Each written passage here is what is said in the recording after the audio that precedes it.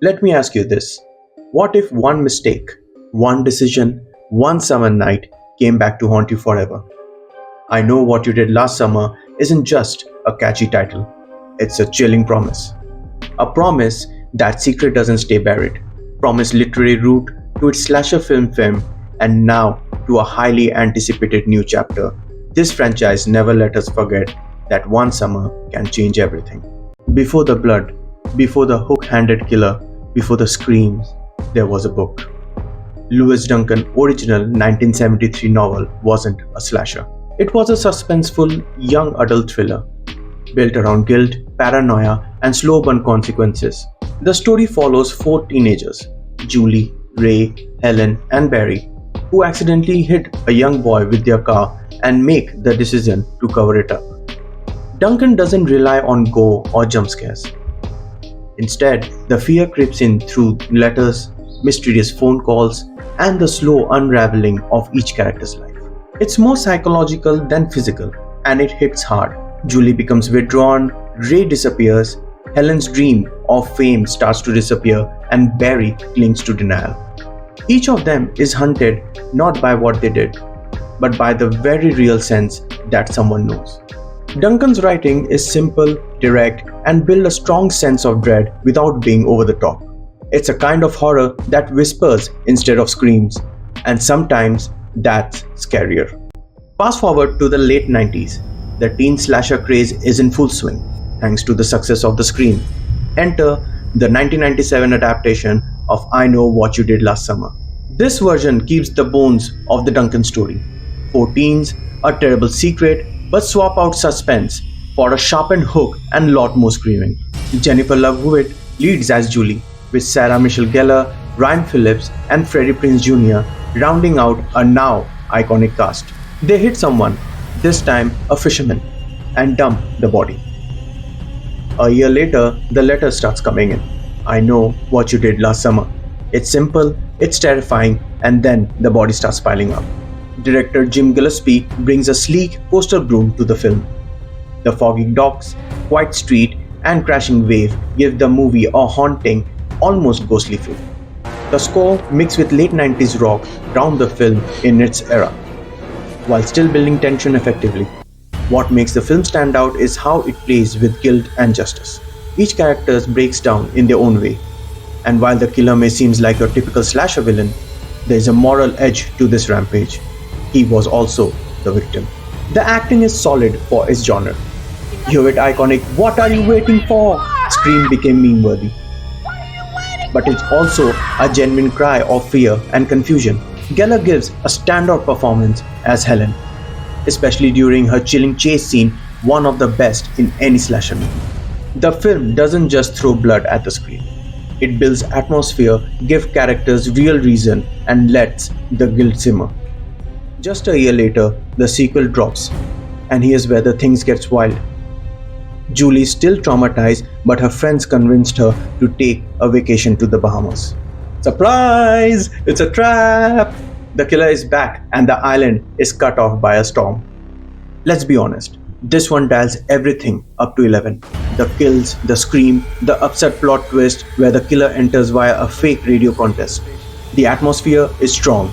The stormy island gives off serious Shining meets Scooby-Doo vibe. But the story, it stretches believability. Still, it's fun in popcorn horror way. The jump scares, the creative depth, and surprisingly creepy performance of Jeffrey Combs as a hotel manager.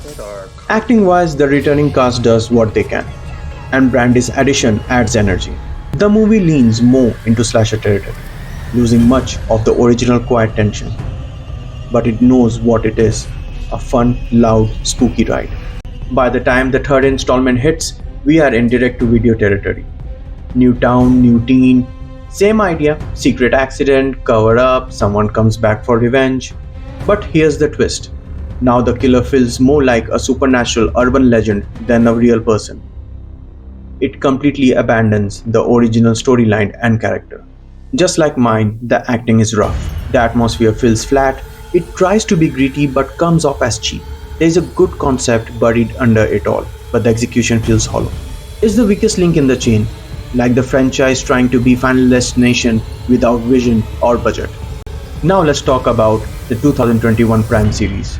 I Know What You Did Last Summer, the franchise's bold attempt to reimagine the story for a new generation. On paper, it had everything going for it: a modern setting, a fresh cast, updated themes, and the longer storytelling format of a series. But what we got was a mixed bag. The show opens with the same core premise. A group of teens hit someone on graduation night and decide to cover it up. A year later, someone starts targeting them, claiming to know what they did. Sounds familiar, right? But the twist this time, the victim was the twin sister of one of the main characters, and the survivor is pretending to be her dead sister. It's a dark, twisty take, but also kind of convoluted. Visually, the series looks sleek and well produced. There is a glossy coastal vibe with neon parties, lavish home, and Instagram filter chaos. It tries hard to capture Gen Z's culture: social media pressure, identity crisis, the pressure to be perfect. And while that's an interesting angle, it sometimes feels more like a soap opera with a body count than a suspenseful thriller. The acting is serviceable, though not always consistent. Madison Iceman does a solid job playing both twins, especially in scenes where guilt and dual identity starts to wear her down. The rest of the cast fit the modern teen archetype. Some sympathetic, other forgettable. But here's the thing: the show lacks tension. The mystery feels drawn out, the killer reveal is underwhelming, and the tone never fully commits. It's part slasher, part teen drama, part existential crisis. Unlike the original novel or 1997 film, which built suspense by tightening the noose around the character, the series often meanders, throwing in weird twists just to keep the things moving. The atmosphere and the soundtrack are stylish, sure, but the style without substance wear thin. Instead of focused story about guilt and revenge, it becomes a tangle of secret that doesn't pay off. And fans of the original franchise were left wondering, was this really I Know What You Did Last Summer, or just a story that borrowed the name? Now here's where things get exciting. The 2025 revival is bringing back Jennifer Love Hewitt and Freddie Prinze Jr. and promises to connect directly to the original timeline. What did you do last summer?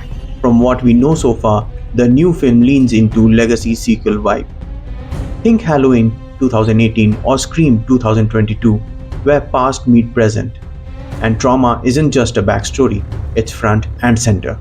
Early teasers suggest a darker tone, more in line with the original novel's psychological edge, while still delivering modern horror thrills. There is talk of a new generation getting pulled into the cycle of guilt and revenge, and that's exactly the kind of reboot that this franchise needs.